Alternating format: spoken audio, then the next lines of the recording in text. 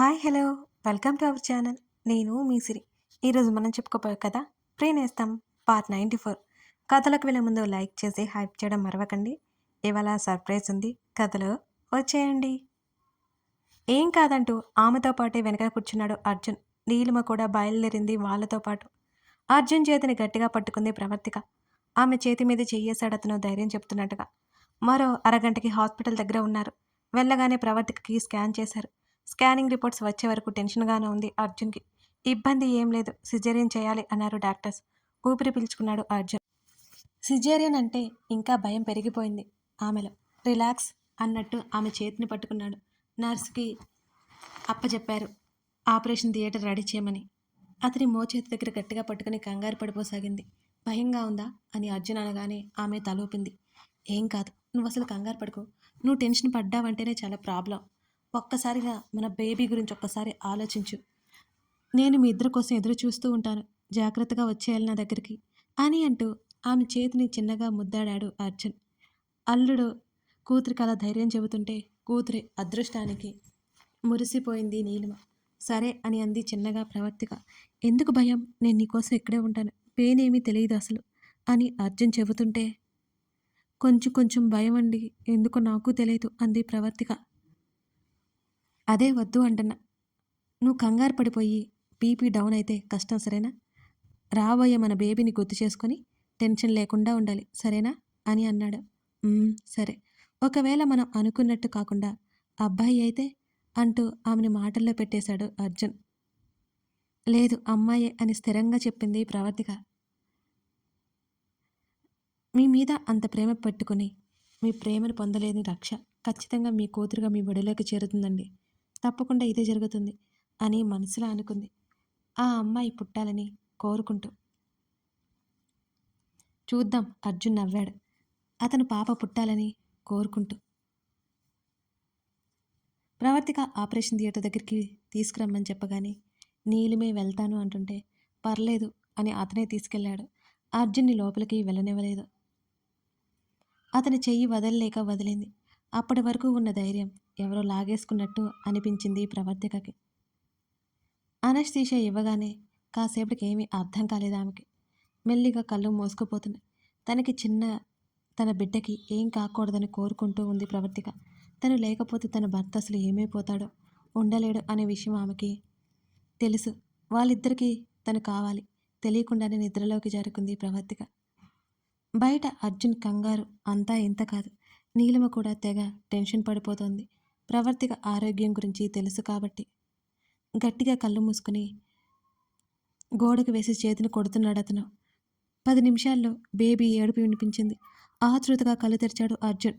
మరో 5 నిమిషాల్లో బేబీని టవల్లో చుట్టి బయటికి తీసుకొచ్చింది నర్స్. పాప సార్ అంటూ అర్జున్ చేతిలో పెట్టింది. తన పాప అనుకోగానే ఆనందంతో నిండిపోయింది అతని మనసు. నా వైఫ్ పాపని చూడకముందే అడిగాడు అర్జున్. సర్జరీ జరుగుతోంది సార్ అని చెప్పింది ఆమె. అతని తల ఊపగానే నర్సు అక్కడి నుంచి వెళ్ళిపోయింది. చెప్పలేని భావాలు చెలరేగుతుంటే అతని కనులు నీటితో నిండిపోయాయి. ఒక్కసారి గట్టిగా కళ్ళు మూసి తెరిచి కల్లారా మనసారా తన పాపను చూసుకుని ఆ చిట్టి చిట్టి చేతులు తన మీద, చిట్టి చిట్టి కాళ్ళ మీద మెల్లిగా స్పృశించాడు అర్జున్. ఆ ఫీల్ అనుభవిస్తూ 2 క్షణాలు అలాగే కళ్ళు మూసుకుని ఉన్నాడు. ఆ చిట్టి చిట్టి కాళ్ళతో అర్జున్ హృదయం మీద కొడుతున్నట్టుగా అనిపించడంతో కళ్ళు తెరిచి చూశాడు అర్జున్ మరింతగా నవ్వుకుంటూ. ఎర్రగా కందిపోయి ఉన్న శరీరంతో రోజు కాళ్ళు చేతులు ఊపుతూ కళ్ళు మూస్తూ తెరుస్తూ అర్జున్నే చూస్తోంది బుజ్జిది. చేతికి ట్యాగ్ తగిలించారు. పుట్టిన డేట్ వేసి టైం వేసే. పాపని మెల్లిగా గుండెకి హత్తుకొని ఇబ్బంది అవ్వకుండా నుదుటిన ముద్దు పెట్టుకొని చేతుల్లోకి తీసుకొని నీలిమ చేతికిచ్చాడు అర్జున్. మనవరాన్ని చూసుకుని మురిసిపోతుంది నీలిమ. కూతురు అల్లుడు పోలికలా అనుకుని బొడ్డదాన్ని పరీక్షగా చూస్తోంది నీలిమ. ఒకవైపు పాపను చూసుకుంటూనే వసుంధర కృష్ణమూర్తికి కాల్ చేశాడు అర్జున్. వాళ్ళు వెంటనే వస్తాము అనడంతో అప్పటికే రాత్రి అయిపోయింది. ఉదయం రమ్మని చెప్పాడు అర్జున్. ఆంటీ నేను చూసుకుంటాను అనగానే చేతులు చాచగా అర్జున్ చేతిలో పెట్టింది నీలిమ. అక్కడే చైర్లో కూర్చుని తన పాపను చూసుకుంటూ మమ్మీ వచ్చేస్తుంది అని చిన్నగా చెప్తూ తన సతి కోసం ఎదురు చూస్తూ కూర్చున్నాడు అర్జున్. ప్రవర్తికని ప్రైవేట్ రూమ్లోకి షిఫ్ట్ చేశారు సిజేరియన్ జరిగిన తర్వాత. అంతా తెలుస్తోంది కానీ ఏమీ మాట్లాడలేకపోతుంది ప్రవర్తిక. సరిగ్గా 2 గంటల తర్వాత పూర్తిగా స్పృహ వచ్చింది ఆమెకి. మెల్లిగా కళ్ళు తెరిచి తన పాప కోసం బెడ్ని తడుముతోంది. సర్జరీ జరిగేటప్పుడు పాప అని డాక్టర్ చెప్పడం తను విన్నది. ఆనందానికి హద్దుల్లేదామెకి. ఎలా ఉంది బుజ్జమ్మ? నీలిమ అడుగుతుంటే బావున్నట్టు తల ఊపింది ప్రవర్తిక. అమ్మా పాప అంటుంటే అక్కడికి వచ్చాడు అర్జున్. అర్జున్ని చూడగానే కళ్ళల్లో నీళ్లు తిప్పేసి పాప అని ఆమె అడుగుతుంటే ఆమె చేతిని పట్టుకుని తన బాహువుల్లో ఉన్న కూతుర్ని భార్యకి చూపించాడు అర్జున్. కాళ్ళు చేతులు ఆడిస్తూ చుట్టూ చూస్తుంది బుజ్జిది. కూతుర్ని తాకాలి అని చేతిని కదుపుతుంటే ఆమె ముఖం దగ్గర పాప ముఖాన్ని తాకేలా పెట్టాడు అర్జున్. కళ్ళు మూసుకొని కూతురి చుట్టూ చేతిని వేసి నవ్వుతోంది. కన్నీళ్ళు కారిపోతుంటే వాళ్ళ దగ్గర కర్టెన్ క్లోజ్ చేసి బయటికి వెళ్ళిపోయింది నీలిమ. కూతురికి ఎలా ఉంటుందో ఏమో అనుకుని అప్పటి వరకు పడ్డ కష్టం ఎగిరిపోయింది నీలిమకి. తన పాపను భార్య పక్కన పడుకోబెట్టి ఆమె కన్నీళ్లు తుడిచాడు. కళ్ళు తెరిచి అతని వైపు చూసి నవ్వింది. ఆమె చేతిని ముద్దాడి ఆ చేతిని అతని 2 చేతులతో అలాగే పట్టుకుని ఆమె నుదుటిన ముద్దు పెట్టుకుని తన చేతులతో కలిపి ఉన్న ఆమె చేతులను చెంపల కింద పెట్టుకుని థ్యాంక్ యూ సో మచ్ అని అర్జున్ ఉద్వేగంగా ఆమెతో చెబుతుంటే అంది అడ్డంగా తల ఊపుతూ. పెయినుందా? ఆమె తల నిమురుతూ అడిగాడు అర్జున్. లేదు, చాలా అంటే చాలా మెల్లిగా చెప్పింది. అప్పటికే మత్తు వేడకపోవడంతో నొప్పి తెలియలేదు ఆమెకి. ఆ విషయం అర్థమైంది అర్జున్కి. అర్జున్ని రమ్మన్నట్టు సైగ చేసింది కళ్ళతోనే. అతను ముందుకు వంగగానే అతని కణత మీద ముద్దు పెట్టుకుని అతను దూరం జరగగానే మీకిచ్చిన వాటిని నిలబెట్టుకున్నాను అంటూ కూతురి వైపు కళ్ళు తిప్పింది ప్రవర్తిక. అప్పటికే కంట్లో అలుముకున్న నీటితో పాటు పెదవుల మీద నవ్వు పూయించాడు అర్జున్. తల మాత్రం పక్కకు తిప్పి చేతితో కూతుర్ని చేతుల్ని పట్టుకుని స్పృశిస్తూ ఇది చూడండి మిమ్మల్నే చూస్తోంది అని నవ్వుతూ చెప్పింది. అలసిన భార్య ముఖంలో అంతులేని ఆనందాన్ని చూస్తున్నాడు అర్జున్. తెలియకుండానే భార్యనే చూస్తూ ఆమె తల నిమురుతూ ఉన్నాడు. అప్పటి వరకు తల్లిదండ్రుల ప్రేమను చూసి వాళ్ళు మాట్లాడుకోవడం అయిపోయింది అని తెలిసిందేమో. అప్పుడే రాగం అందుకుంది బుజ్జిది.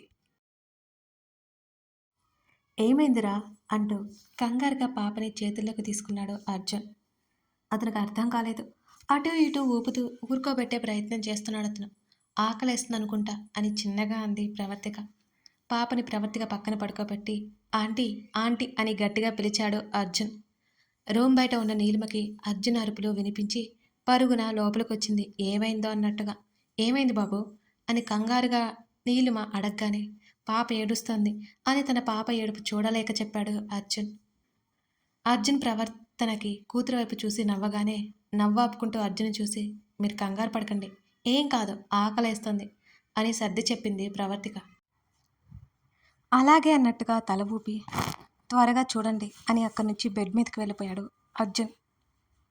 ప్రణయ్కి ఈ విషయం చెప్పలేదు అని గుర్తొచ్చి కాల్ చేశాడు అర్ధరాత్రి అని కూడా చూడకుండానే. బావా నిద్ర మత్తులోనే పలికాడు ప్రణయ్.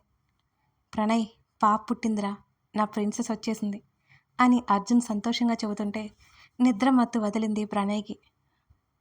నిజమా బావా అని సంతోషంగా అన్నాడు ప్రణయ్. అవును. ప్రవి ఎలా ఉంది అని ప్రణయ్ అనగానే బాగుంది, కాంప్లికేషన్స్ ఏమీ లేవు, పడుకుంది అన్నాడు అర్జున్.